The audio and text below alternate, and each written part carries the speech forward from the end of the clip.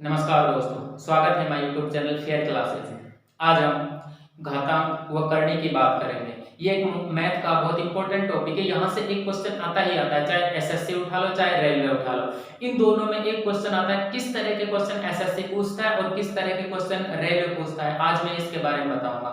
दोस्तों, इस दौर में कंपटीशन पास करना बहुत मुश्किल है, इसलिए दोस्तों इस कंपटीशन को अपनी जिद बना लो कि मुझे ये पास करना है। मैं जब तक पास नहीं करूंगा दम नहीं लूंगा। इसलिए अपने इस सपने को एक सपना समझो अपने मन में और उस सपने को पूरा करो और उसे पूरा करने के लिए दिन रात एक कर दो, मेहनत करो दोस्तों।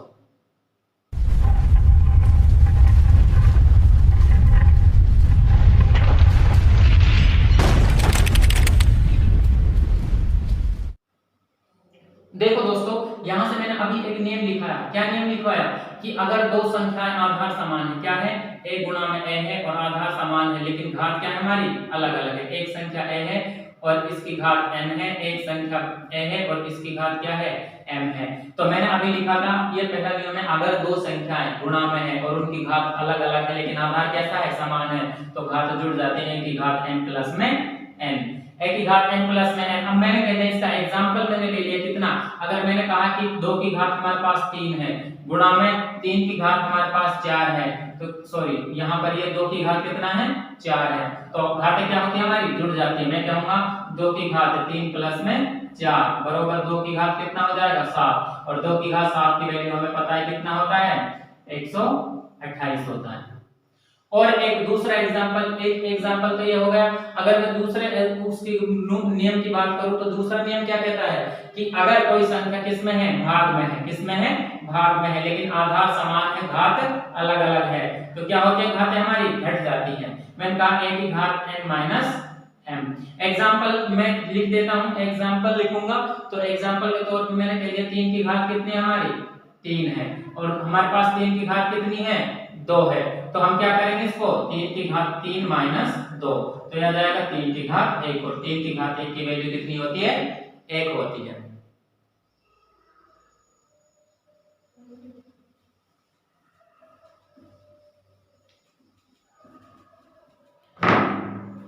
अगला नियम मैंने लिखा था कि अगर क्या कोई संख्या a है और इसकी घात n है और इन सब की घात क्या है m है, तो घात क्या होती है आपस में गुणा हो जाते हैं, की घात n इनटू में m। अब देखो यहाँ पर कैसे, मैंने कहा कि कोई भी संख्या मान लो 3 है, इसकी घात हमारे पास कितनी है 2 है और इन सब की घात कितनी है 3, तो हम इसको लिखेंगे 3 की घात 2 गुणा में 3, तो ये हो जाएगा 3 की घात कितना 6, और 3 की घात कितना 6 कितना होता है 3 3 होते 27 27 81 81 गुणा में 3 कितने होते हैं, हाँ आपस में गुणा हो जाता है। इसको हम हल कर लेंगे। अब देखो यहाँ पर और कोई चौथा नियम हमारा क्या था, चौथा नियम यह था कि अगर दो संख्याएं किसमें है गुणा में है और उनकी घात क्या है समान है, तो इसको क्या लिख सकते हैं a की घात n इनटू में b की घात n।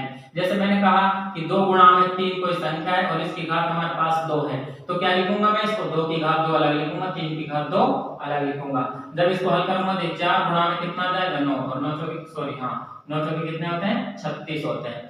एक नियम और लिखा था मैंने, क्या अगर दो संख्याएं भाग में है और उनकी घात क्या है एक n है, तो हम इनको क्या लिख सकते हैं a की घात n अलग लिख सकते हैं और b की घात n अलग लिख सकते हैं। a की घात n अलग लिख ले और b की घात n अलग लिख लेते हैं। तो मान लो कोई संख्या है हमारे पास, मैंने कहा एक संख्या हमारे पास में 2 बटे में 3 और इसकी घात मान लो हमने 3 लिख ली, तो मैं इसको लिखूंगा 2 की घात 3 बटे में 3 की घात 3, तो 2 की घात 3 का मतलब कितना होता है 8 और 3 की घात 3 का मतलब कितना होता है 27, तो ये हमारा आंसर आ जाएगा। और भी नियम मैंने लिखवाए थे, जैसे मैंने कह दिया था कि क्या अगर किसी भी संख्या की घात 1 है तो उसकी वैल्यू वही होगी। मैंने कहा 2 की घात 1 है तो इसका वैल्यू कितनी होगी 2 ही होगी। एक मैंने कहा था कि अगर a है और इसकी वैल्यू 0 है तो इसका मान हमेशा कितना होगा 1 होगा। मैंने कहा 2 की वैल्यू 2 की घात कितना है 0 है तो इसकी वैल्यू है। मैंने कहा 50 की घात 0 है तो इसकी वैल्यू है। मैंने कहा 5000 की वैल्यू 5000 की घात 0 है तो इसकी वैल्यू भी 1। कहने का मतलब है अगर किसी भी संख्या की घात कितनी है 1 0 है तो उसका मान हमेशा 1 होगा। दोस्तों इसके बाद जहां पर भी मैंने घात बोला है वो घात ना होकर करनी घात है, सॉरी इसके लिए, उसको हम करनी घात बोलते हैं। देखो दोस्तों करनी के लिए कुछ नियम है जो मैंने लिख रखे हैं। यहाँ पर देखो अगर ऐसा कोई संख्या दिखे, ऐसी कोई भी संख्या दिखे, तो उसको हम क्या लिखेंगे, a की घात 1/n। मैंने कह दिया यहाँ पर, मैंने कोई भी संख्या लिख ली कि हमारे पास √3 है और इसकी करनी मान लो मैंने 3 लिख दी। कितना लिख दिया, 3 लिख दिया। चलो इसको मैं अभी 3 लिख दिया मैंने, तो इसको क्या लिखूंगा मैं, इसको मैं लिखूंगा 3 की घात 1/3। अगर ऐसा कोई दे रखा है, अगर ऐसा कोई भी संख्या दे रखा है, जैसे मैंने कह दिया यहाँ पर इसका वैल्यू कितनी होगी, a होगी। कैसे होगी वो देखो, यहाँ पर ये हमारा अंडर रूट में a है, मैंने इसको क्या लिख लिया a, n की जगह मैंने इस n को क्या लिख दिया 1/n, और n पहले से हमारा गुणा में है, तो क्या हो जाएगा, n से n कट जाएगा, तो a कितना आ जाएगा ये। जैसे मैंने इसका एग्जांपल दे दिया, एग्जांपल के तौर पे मैंने कहा कि 3 की घात हमारे पास कितनी है, और ये हमारे पास कितनी है, 3 है, और इन सब की घात भी कितनी है, 3। तो क्या करेंगे हम, यहाँ पर मैंने कहा कि इस 3 को लिख लिया, और ये घात कहाँ जाएगी, वैसे ही ये घात इसका रूट इसके नीचे जाके या फिर 1/3 गुणा में 3, इस 3 से ये 3 कट जाएगा, तो हमारा आंसर कितना आ जाएगा, 3 आ जाएगा। यहाँ पर देखो, अगर कोई संख्या ऐसी है, क्या है, अगर कोई संख्या ऐसी है तो इसको हम लिख सकते हैं अंडर रूट में a की घात n इनटू में अंडर रूट में b की घात n। मान लो कोई भी संख्या, मैंने एग्जांपल यहाँ से ले लिया, एग्जांपल लिया मैंने क्या, अगर दो संख्या है किसमें, 2 गुणा में 3 में, और इनकी घात कितनी है, मान लो मैंने कह दिया कि ये 3 है, तो क्या करोगे आप करोगे 2 की घात 3 अलग लिख सकते हो और 3 की घात 3 अलग लिख सकते हो। अगर हमारे पास यहाँ पर ये संख्याएं भाग में आ जाती हैं, तो इसको क्या करेंगे, अंडर रूट में a की घात n अलग लिख लेंगे और अंडर रूट में b की घात n अलग लिख लेंगे। अब यहाँ पर देखो, इसका एग्जांपल हम कोई भी ले लेते हैं, मैंने कहा कि 2/3 ही है और इन सब की घात मान ले 2 है, तो क्या करते हैं हम, ये 2 वैसे लिखते नहीं है, मैं यहाँ पर चलो 3 ही लिख देता हूँ। मैंने यहाँ का अंडर रूट 2 की घात 3 बटे में अंडर रूट 3 की घात 3, अंडर रूट में 2 की घात 3 बटे में अंडर रूट में 3 की घात 3। और देखो दोस्तों, अब मैंने यहाँ पर ये कहा कि ये हमारा कोई ऐसी कोई संख्या है, तो इसका आंसर क्या होगा, अंडर रूट में a कहाँ चला जाए, n इसके अंदर आ जाएगा और n यहीं पर रहेगा। इसको मैं हल करता हूँ तो ये आ जाएगा अंडर रूट में a की घात कितना, m और n। ये दोस्तों कुछ नियम थे जो मैंने आपको बता दिए हैं। इनका अभी मैं कुछ क्वेश्चन कराऊंगा जो पेपरों में आए हुए हैं, जो पेपर्स में किसी न किसी एसएससी या रेलवे में पूछे गए हैं, मैं अभी उनका हल आपको कराऊंगा। देखो दोस्तों, ये रेलवे में एक ये क्वेश्चन पूछा गया 2003 में, गुड्स गार्ड में पूछा गया था। इसमें कहा था कि अगर 8 की घात 2 है और इन सब की घात कितना है, -2 है, तो इसका मान क्या होगा। ये 4 ऑप्शन दिए हुए हैं। अब देखो इसको हल कैसे करेंगे। ये वही नियम आ गया, कौन सा, अगर घात के ऊपर घात हो तो घात आपस में क्या होती है, गुणा होती है। अगर मैं इसका सॉल्यूशन करूं तो ये हो जाएगा 8 की घात कितना, -4, और इसको -4 को प्लस करने के लिए क्या करोगे, 8 की घात 1/4। अब देखो इनमें से कौन सा ऐसा ऑप्शन मिल रहा है आपको, ऐसा ऑप्शन देखो 1/4 का मतलब है, अगर हमारे पास ये लिखा हुआ है, ये इसका मतलब क्या होता है, इसको मैं ऐसे लिख सकता हूं 1/2 की घात 1/2। इसी प्रकार ये भी लिखा हुआ और इसको हम क्या लिख सकते हैं, 8 अंडर रूट में, और ये के साथ क्या हो जाएगा 2, क्योंकि यहाँ पर 2 हमेशा पहले से क्या होता है, छुपा होता है, जो हमें दिखता नहीं। 2 या 2 से अधिक 3 या 3 से अधिक होती है तो हमारे पास यहाँ अंक लिखते हैं, लेकिन 2 ये लिखते नहीं है, पर होता है इसके साथ में, इसलिए इसका ऑप्शन क्या हो जाएगा, 4 अंडर रूट 8।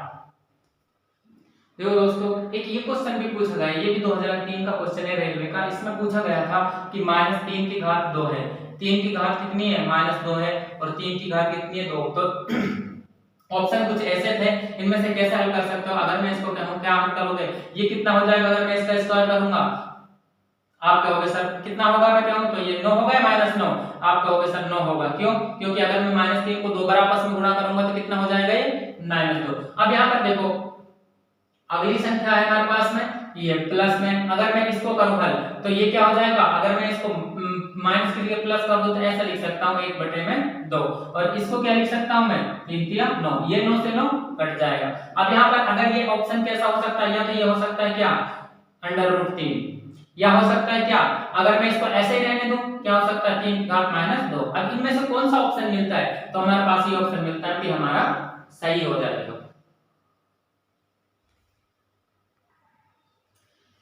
देखो दोस्तों, रेलवे में ही एक ये सवाल पूछा गया 2008 में, बहुत ही सिंपल सा सवाल है। इसमें देखो एसएससी जब भी पूछता है कोई ना कोई लॉजिक पे क्वेश्चन पूछता है, और रेलवे क्या है सीधा सीधा ज्यादा लॉजिक नहीं लगाता और सीधा सीधा क्वेश्चन जैसा उनको दिखा कि मैं वैसे पटक देता हूं तो वैसे ही वो रख देते हैं क्वेश्चन। लेकिन एसएससी का क्या है, कुछ ना कुछ लॉजिक होता है। अब यहाँ पर देखो उसने कहा है कि x का मान, ये सवाल है 5 की घात x प्लस में 12 की घात x प्लस में 13 की घात x, लेकिन यहाँ पर देखो ये क्या दिया हुआ है, x की वैल्यू ज्ञात करनी। अब आप इसमें दिमाग लगाओ कि मैं x की जगह क्या रखूं कि मुझे ये मिल जाए। अब देखो आप जानते हो वैसे, इसके ऑप्शन भी मैं दे देता हूं। ऑप्शन ए है 1, ऑप्शन बी है हमारा 2, ऑप्शन सी है 4, ऑप्शन डी है 3, ऐसा कोई वो दिया हुआ है। अब देखो यहाँ पर आप देख सकते हो कि 13 कब आएगा, 13 कब आ सकता है। अगर मैं कहूं यहाँ पर क्या रखूं, मैं x की जगह 4 रख दूं, और यहाँ पर क्या रख दूं, मैं 4 रख दूं, और यहाँ पर भी 4 रख दूं, तो देखो क्या आ सकता है। यहाँ पर मैंने 5 की घात कितना रख दिया, 4, प्लस में यहाँ पर मैंने 12 की घात कितना रख दिया, 4, और प्लस में सॉरी अंडर रूट में 4 मैंने सिर्फ x की जगह, और ये बराबर कितना हो जाएगा, 13 की घात अंडर रूट में 4। इसको हम हल करेंगे तो 5 की घात कितना, 2, इसको हल करेंगे तो हम कितना 12 की घात 2, और इसको हल करेंगे तो हम 13 की घात 2। अब देखो इसको मैं जोड़ूंगा तो ये हो जाएगा, इसको मैं स्क्वायर करूंगा तो 25 प्लस में 144, और बराबर कितना 169, ये 169 आ गया। अब देखो इनको जोड़ूंगा तो ये 169 आ जाएगा, और ये भी 169, दोनों बराबर हो गए। इसलिए क्या हो सकता है, इसलिए हो गया कि हमारा x की वैल्यू कितनी हो गई, 4। इसका लॉजिक लगा, इसमें है कुछ नहीं सवाल में, उसने सिर्फ सवाल इतना कठिन ऐसा दे दिया खतरनाक कि बहुत ऐसा लगा कि खतरनाक कितना सवाल है, पता नहीं हमको खाने को आएगा, इसमें x की जगह हम क्या रख सकते हैं क्या नहीं। लेकिन जब भी आपको 5 12 का दिख 13 दिख रहा है तो कुछ ना कुछ इसमें कुछ ना कुछ लॉजिक लग रहा है, कुछ ना कुछ लॉजिक लग रहा है, तो हमें सोचना पड़ेगा कि मैं x की जगह क्या रख सकता हूं। x की जगह आप ऑप्शन से उठाकर इसको सीधा कर दीजिए। इस क्वेश्चन को देखो दोस्तों, बहुत इंपॉर्टेंट क्वेश्चन है, चाहे एसएससी हो चाहे रेलवे, बहुत पूछता है इस क्वेश्चन को, हर बार पूछता है इस क्वेश्चन को, और ये अपने आप में एक बहुत इंपॉर्टेंट वो क्वेश्चन है। इसको हल करने का बहुत ही सिंपल सा तरीका है, आपको ध्यान देना है कि क्या करना है। सिर्फ आप देखोगे इस तरह के सवालों को आप जब भी देखोगे तो आप क्या करोगे, परिमीकरण करने में लग जाओगे। परिमीकरण नहीं करना है हमें, परिमीकरण ही होगा, लेकिन ये ऐसा नहीं करना कि हमें क्या करना है, इसके उल्टे चिन्हों को ऐसे इसमें गुणा करके जो ये दिया हुआ है ना विपरीत चिन्हों से गुणा कर देते हैं इसी संख्या से। लेकिन यहाँ पर हमें ऐसा नहीं करना, क्योंकि हमें तो टाइम बचाना है। आपको इस तरह के सवाल जब भी दिखे, आपको जब भी इस तरह के सवाल दिखें तो क्या करना है, आपको ऊपर वाले दोनों ब्रैकेट में दे रखे हैं उनका जोड़ कर दो, दोनों का क्या कर दो, जोड़ कर दो। 5 और 3 कितने होते हैं, 8, और इसका क्या कर दो, आधा कर दो। अगर यहाँ पर ये प्लस है तो प्लस लगा दो, अगर माइनस है तो ऊपर वाला चिन्ह देखना है, नीचे वाला नहीं देखना। आपको क्या देखना है, ऊपर वाला चिन्ह, नीचे वाला नहीं देखना। अगर नीचे वाला देख लिया तो आप गलत हो जाएगा सवाल, आपको ऊपर वाला चिन्ह देखना है और यहाँ पर लगा देना है, और दोनों जो ब्रैकेट में है उनका गुणा कर देना है। ब्रैकेट में कितने, 5 और 3, 5 और 3 का कितना होता है गुणा, 15। अब इसको हल करते हैं, ये कितना आ जाएगा 4, और प्लस में कितना √15, यही हमारा आंसर है, और ये वाला क्वेश्चन हमारा सही हो जाएगा। आज दोस्तों थोड़ी तबीयत खराब है, बाकी मैं इसके बारे में कल बताऊंगा।